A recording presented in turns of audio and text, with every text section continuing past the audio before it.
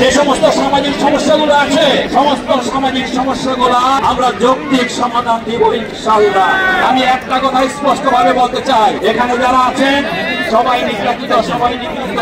আমাদের হাজার হাজার নেতাকর্মী খুন হয়েছে, হত্যার শিকার হয়েছে। আমরা জনগণের ভোটে নির্বাচিত হয়ে কোন অন্য মতাবলম্বী মানুষের সাথে জুলুম করব না ইনশাআল্লাহ। আমরা এই দেশের মানুষকে সেবা দেব, আমরা দুষ্টার দমন করব, শিষ্টার লালন করব।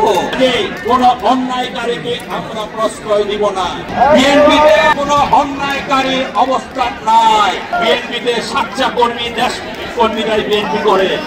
আমরা বলতে চাই এই এলাকার মানুষ, ঢাকা 18 আসনে মানুষ ঐক্যবদ্ধ হয়েছে।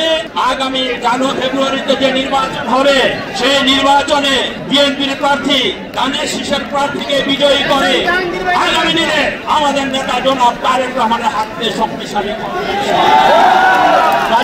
আমাদের মামুন, আমাদের তুলা সাধারণ সম্পাদক মামুন